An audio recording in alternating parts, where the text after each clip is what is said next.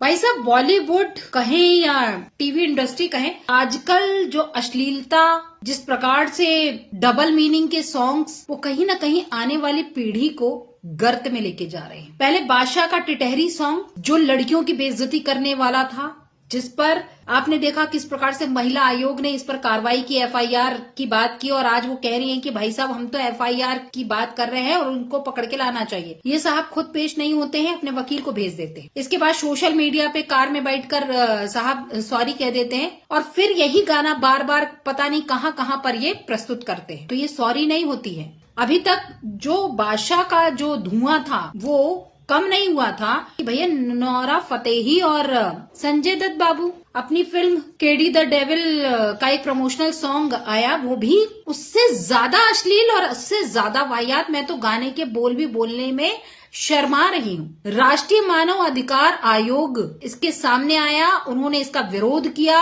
और अभी जो बात हो रही है कि फिल्म मेकर्स ने यूट्यूब से इस गाने को हटा दिया है, इसको बैन लगाने की बात की गई है। और कहीं ना कहीं आप ये सोचिए कि नोरा फतेही एक महिला है, अधनंगा शरीर, उसके बाद अपने प्राइवेट पार्ट्स को उचका के और डबल मीनिंग में बातें। और संजय दत्त कहाँ है? मतलब ये लोग सारे जो हैं अपने पूरे पाप धोने के लिए बागेश्वर धाम पहुंच जाते हैं और देश के जेनजी जेन अल्फा को क्या संदेश दे रहे हैं, और इनको कोई आइडल कैसे मान सकता है? ये तथा कथित नचैये हो गए और भांड कहा जाता है इनको। और ये आज की डेट में इकोनॉमिकली आपको स्ट्रांग नहीं बना रहे, ये गर्त में लेके जा रहे हैं हमारे भविष्य को, हमारे युवाओं को। ऐसा बेहद फूहड़ अश्लील, आप ये सोचिए, इन्हीं लोगों को देखकर, उर्फी जावेद और ऐसी ही तथाकथित हीरोइनों को देखकर आजकल लड़कियां मेट्रो में अधनंगी चलने लगी, सड़कों पर अधनंगी घूम रही हैं। कहीं ना कहीं जाकर आपको लगाम लगाना पड़ेगा, क्योंकि ये हमारी भारतीय संस्कृति का न सिर्फ अपमान बल्कि सनातन को भी गर्त में ले जाने का काम हो रहा है। आप क्या कहते हैं ऐसे डबल मीनिंग सॉन्ग और घटिया सॉन्ग पे? ऐसी सोच कितनी घटिया हो सकती है? लिखने वाला घटिया,